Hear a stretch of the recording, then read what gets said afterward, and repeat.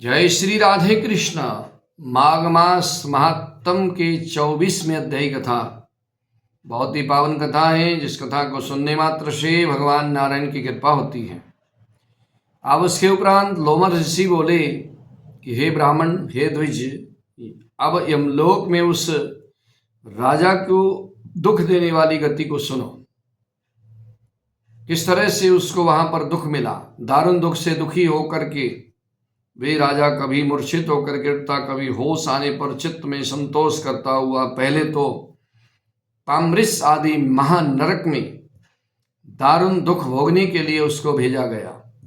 अंध ताम्रिस अति उग्र महारौरव काल शूत्र अति घोर तपन स्वतप्तवन नामक नरकों में गया। फिर काकोल कुडुमल तलवार जैसे पत्ते वाले वन में जो है उसको चलना पड़ा। पश्चात लोहंकसु मृजसी नरक में डाला गया। मार्ग में सालमली नदी तथा महाभयंकर दुर्गम मार्गों में चलना पड़ा। इस तरह से वे जो है 21 युग तक भयंकर और दारुण दुख भोगता हुआ यमराज के पुर में इधर से उधर फिरता रहा। यातना भोग करके वे राजा नरक से निकला और हिमालय पर्वत पर बहुत बड़ा पिशाच होकर के घूमने लगा। जंगल में जहां भोजन और जल का अभाव था, भूखा प्यासा इधर से उधर फिरता था। फिर वे सब दिशाओं में घूमता हुआ वे भावी बस सत्फल देने वाले प्लक्षी परश्रवण नामक जंगल में जा घुसा। बेहड़े के पेड़ की छाया का आश्रय लेकर के वे अति दुखी होकर बारंबार जोर जोर से मैं मरा इस तरह से चिल्लाने लगा। कहने लगा कि भूख प्यास से व्याकुल इन दुखों से मेरा कोई उद्धार करेगा। लोमस ऋषि कहते हैं कि देवदूती ने वेद पाठ करते हुए उसका ये करुणा भरा रोना सुना। उन्होंने वहां जाकर उस पिशाच को देखा जिसका चेहरा विकराल था।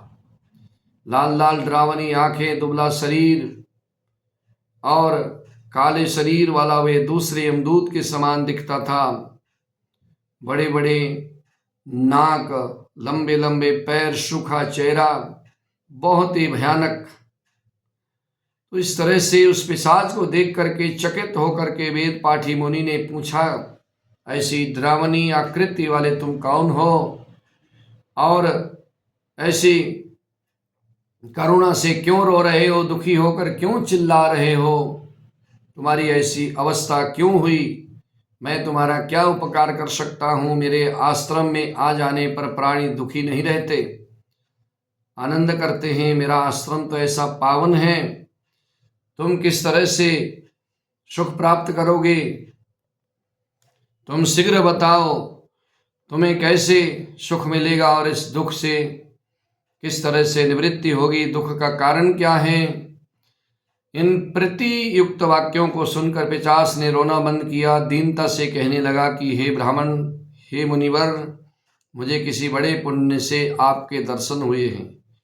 लगता है मेरे पुण्य उदय होने लगे हैं, इसलिए आपके दर्शन हुए। कि महाराज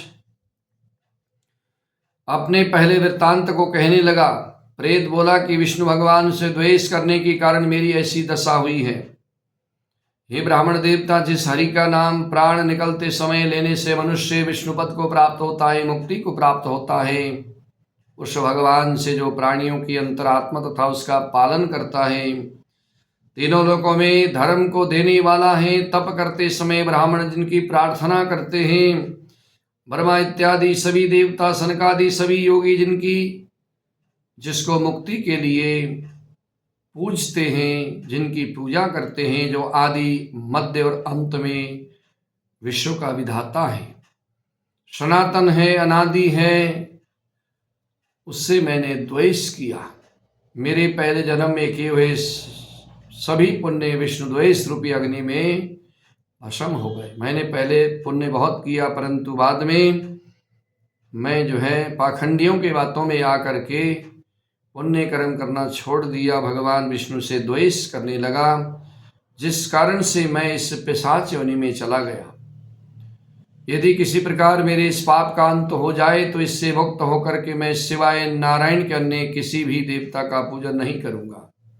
विष्णु भगवान का द्वेष करने से मैंने नरक में दारुण दुख बहुत काल तक भोगा है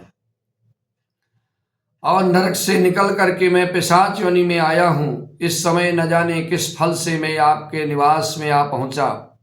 मेरे कोई पुण्य उदय हुए होंगे जिस कारण से मुझे आपके दर्शन हुए, क्योंकि बिना पुण्य उदय हुए संत महापुरुषों के दर्शन नहीं हो सकते। अब आपके दर्शन पाने से मेरा दुख का अंधकार दूर हो जाएगा। अब आप उचित कर्म बताइए जिससे पिशाच योनि से मुझे छुटकारा मिले। देवदूती बोले, अरे ये माया देवता असुर तथा मनुष्य सबकी स्मृति को मोहित करती है और जिससे देवताओं में भी धर्म नाश करने वाला द्वेष पैदा हो जाता है। चारों वर्ण वालों को स्मृति स्मृति तथा सदाचार से हितकारी कर्म ही करना चाहिए और सर्वदा भक्ति पूर्वक नारायण का भजन करना चाहिए। वेद विरुद्ध शास्त्रों में कहे हुए कर्मों को छोड़ देना चाहिए। अपनी बुद्धि से रचे हुए शास्त्रों से ठग लोग मूर्खों को ठगते हैं। कल्याण के पथ को नष्ट करके परलोक के पथ का भी नाश करते हैं। जैसे द्रविड़ का राजा नारायण से विमुख होने पर नरक में चला गया था, उसके बाद लोमन ऋषि कहते हैं कि ऐसा कहकर पिशाच को सुमार्ग के वचन कहे कि हे भद्र, माघ मास का विचार करके तुम प्रयाग में जाओ करके स्नान करो। माघ महीने में प्रयागराज में जाओ, त्रिवेणी में संगम में स्नान करो। इससे पूर्व जन्म के पाप से छुटकारा पाकर तुम पिशाच योनि से निसंदेही मुक्ति को प्राप्त हो जाओगे। वहां पर स्नान तप दान करने से स्वर्ग मिलता है। ये सनातनी श्रुति है, इससे बढ़कर के दूसरा कोई प्रायश्चित का मार्ग नहीं है। संसार में ये स्वर्ग तथा मोक्ष का खुला हुआ द्वार है। जिस प्रकार शरद का चंद्रमा चमकता है, उसी प्रकार प्रयाग में संगम में जाकर स्नान करने से मनुष्य पवित्र हो जाता है। सभी उसके पाप जन्म जन्मांतर के जाने अनजाने में मनसा वाचा कर्मणा मन वचन कर्म के द्वारा किए हुए सभी पाप नष्ट हो जाते हैं। मनुष्य पवित्र हो जाता है। इसके जल की एक बूंद का स्पर्श करने से केरल देश का ब्राह्मण भी मुक्त हो गया था। ऋषि के ऐसे वचन सुनकर पिशाच ने बहुत प्रसन्न होकर के मन में अत्यंत शांति उत्पन्न उसकी हुई, बड़ा प्रसन्न हुआ। पश्चात उसने दुख से छूट करके बड़ी प्रसन्नता एवं विनय पूर्वक मुनि से पूछा।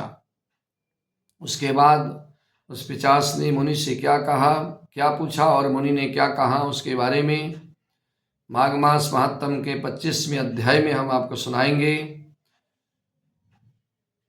माघ मास महात्म की जय हो।